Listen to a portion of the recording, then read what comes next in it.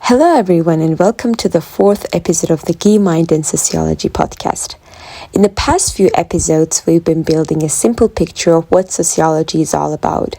We kicked things off with Auguste Comte and his positivist approach, basically the idea that society can be studied like a science. Then we moved on to Emil Durkheim, who talked about how society holds together through different types of solidarity, kind of like social glue that keeps everything running. So today we're diving into the world of Max Weber, one of the big names in modern sociology. But don't worry, it's not going to be too academic, I promise you.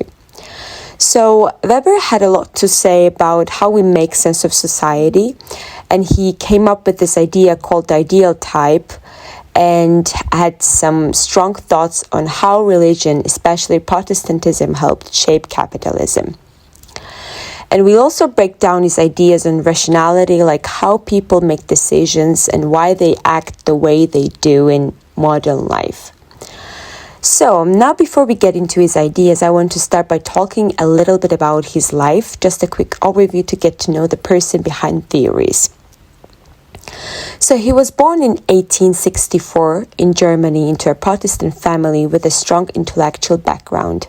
His father, a well-known prominent figure, had a distant relationship with Weber, which led to strained relations between them. And his mother, Helen Weber, was more accepting and played an important role in the early part of Weber's life. In 1893, he married the sociologist and feminist Marion Weber. After Max Weber's father died in 1897, he went through a difficult period of depression that lasted for several years. This emotional struggle deeply affected both his personal life and his academic work. His wife, Marion Weber, supported him through his difficult period and often remarked how difficult it was for him to regain his concentration. Despite these challenges, Weber eventually returned to his academic career. So if you want to learn more about his life, look for the book which is called Max Weber, a biography written by Joachim Rakow. So in Max Weber's sociology, culture stands out as a factor that shapes social structures and individual actions.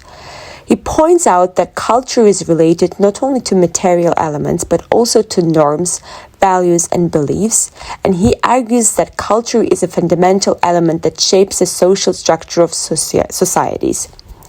So before I dive into the examples, I want to explain the concept in a simple way. So he talked about how people's actions can be influenced by different things like their goals, values, emotions, or traditions. These actions can be grouped into four types, four actions, and each action shows why and what we do in different situations. Now let's take a look at each of these types with some examples to make it easier to understand. First, instrumentally rational action. This is when people do something in a smart, planned way to reach a specific goal. They think carefully about the best way to get there. For example, think about a student. So a student who takes extra lessons to pass the university entrance exam, they study hard and plan their time, all to get into university. And the goal is clear: success in the exam. Value rational action. So here, people do things based on their values or beliefs, not because of what they'll gain from it. It's about doing what feels right to them. For example, fasting. So people are not doing it for a reward, they're doing it because it's part of their religious beliefs, and it's about living according to their values, not for any personal benefit. Effective action. So this is when emotions drive what we do. It's not about thinking logically, it's about reacting based on how we feel in the moment. For example, at a wedding, the bride and groom or their close family members might cry out of happiness or emotion. So it's a natural emotional response, not something planned or thought out. And traditional action. So these are actions we do simply because it's a tradition or habit. We follow customs because that's what we've always done, often without thinking much about it. For example, families gathering for big celebrations during holidays. And every year they do the same thing. Kiss elders' hands, share a meal, and follow old traditions passed down through generations. So now we've broken down social actions. Let's dive into another important idea that helped us make sense of those actions: ideal types. So what exactly are ideal types?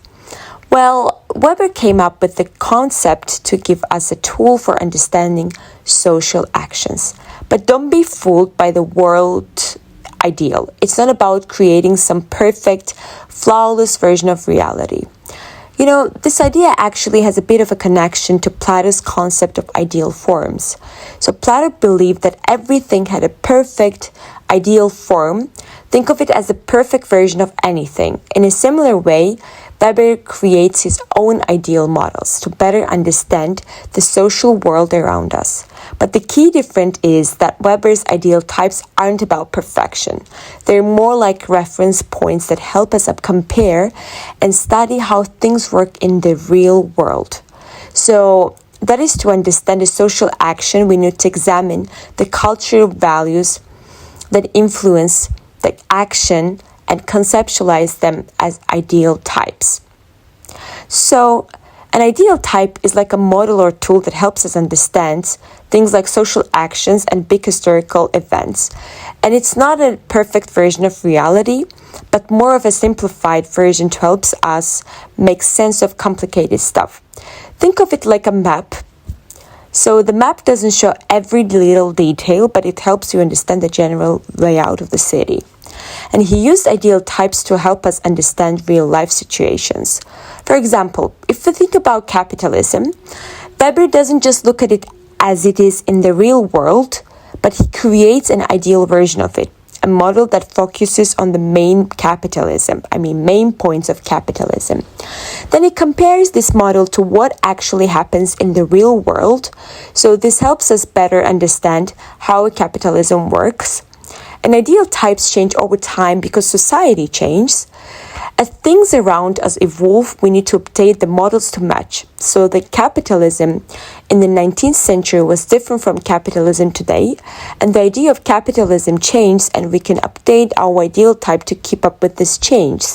So there isn't a strict list from Weber himself saying like, okay, there are 3 types of ideal types, but sociologists and scholars like Raymond Aron Risser categorize Weber's use of ideal types into 3 general kinds. These are usually named like this. So first, historical ideal types, second, abstract ideal types, and the third one, action-based ideal types. So abstract ideal types, these are more general models. They describe things like bureaucracy or feudalism. These ideal types help us understand big systems like politics over time. And action-based ideal types, these are models that focus on human behavior or actions. They help us understand why people act the way they do in certain situations. Max Weber's view of modern society differs from that of other sociologists of the founding. Especially his emphasis on rationality and bureaucracy is very prominent. According to Weber, things in the modern world are now more calculable, rule-based, and organized. However, this order comes at a political cost. People are becoming more mechanized and their freedom is shrinking. So this is why he describes this as an iron cage. While thinkers like Marx tried to understand capitalism mainly on economic grounds, Weber went beyond this and focused on his cultural and intellectual dimensions. And according to him, especially religious ideas were very, very influential in the formation of the capitalist mindset. And the most prominent thing here is a Protestant morality. Now, I would like to talk about Weber's famous work on this subject, the Protestant Ethic and the Spirit of Capitalism. So, and this book was originally a series of articles, and it was collected, turned into a book, and it has been called a classic in sociology ever since. So it's a book that makes you say, whoa, because Weber says something very interesting here. Capitalism is not only a matter of money, factories and machines, it's also a matter of conscience. What do you mean? So, let me explain right away. Think of it like this. You have come out of the Middle Ages. The Industrial Revolution has exploded somewhere in Europe. People are working and still working. But Weber asks here, why did some societies, Protestant ones, for example, capitalize faster? In other words, why England and Germany were at the forefront while Catholic countries were a bit slower? And this is where what we call morality comes into play. According to Weber, Protestant sects, especially Calvinism, had the effect of telling people that work is worship. In other words, men were working not only for a salary, but also to gain favor with God. So the motivation is very, very powerful. But Weber is also saying here, I'm not saying that capitalism was born only because of religion. No, he's just looking for a spirit. He shows how things like love of work, discipline, the habit of accumulation that make capitalism possible overlap with certain moral understandings. Of course, this thesis was discussed a lot. Some people said okay, well done. But others said, isn't that a bit too generalized? But in any case, his work opened a door. It showed that we need to understand social behavior, not only in terms of economic or political factors, but also in terms of cultural and moral codes. So, and the interesting thing is that this idea still resonates today in the business world, in modern working culture. So, if you get up at 9 in the morning, drink your coffee and get to work, you have a bit of a barbarian spirit. Maybe we're not Calvinists, but if you feel like doing nothing is a crime, one has to think, could this spirit still be alive? So yeah, this is the main question. So in the next episode, we'll talk about one of the most influential thinkers in sociology, Karl Marx. He is known for bringing ideas like material consequentness and historical materialism into the heart of social theory. We'll explore how he connected economic structures to the way society functions and why his ideas still matter today. And see you next week. Take care.